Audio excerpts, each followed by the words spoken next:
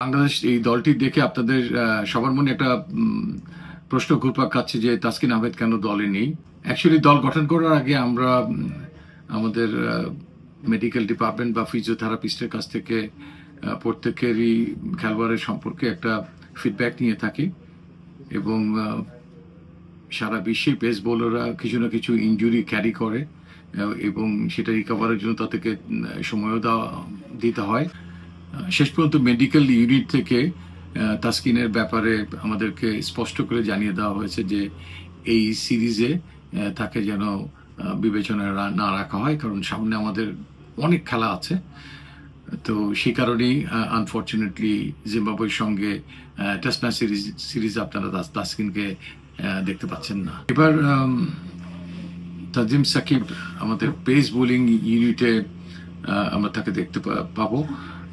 তিনি ইতিপূর্বে white ball ক্রিকেটে যথেষ্ট প্রতিশ্রুতি রেখেছে এবং ভালো করার জেদ তার মধ্যে আছে, তার পেস আছে, তার উইকেট নেওয়ার অ্যাবিলিটি আছে।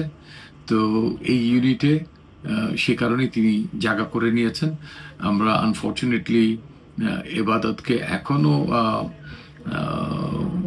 অবজার্ভ করছি এবং আমাদের fitness trainer and strengthening coach যিনি নাথান, তিনি চলে আসলে এবং বাইজিদের কম্বিনেশন মিলে আমরা তখন বুঝতে পারবো যে এবাদত কি অবস্থায় আছেন।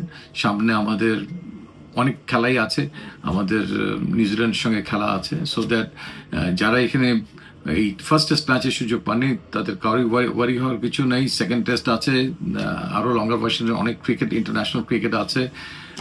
আগস্ট সেপ্টেম্বরে আমরা অস্ট্রেলিয়াতে খেলতে যাব, সেখানেও টি-20-র পাশাপাশি লঙ্গার ভার্সনের ক্রিকেট ম্যাচ থাকবে।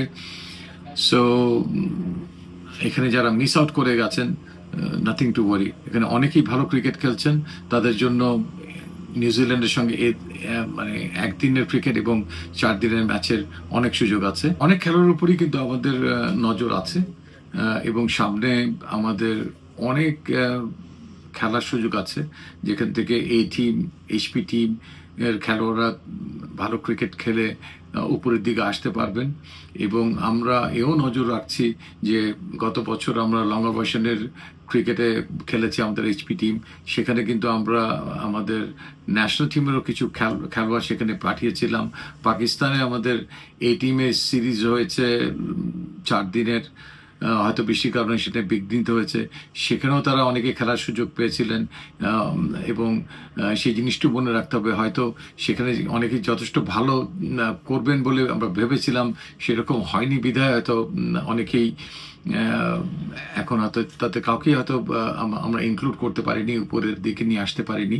বাট কাউরই হতাশ হওয়ার কারণ নেই, কারণ সামনে আমাদের প্রচুর ম্যাচেস আছে, যা শুধু জাতীয় দল নয়, জাতীয় দলের বাইরেও যারা আছেন তাদের জন্য অনেক অনেক খেলার অপরচুনিটি আছে।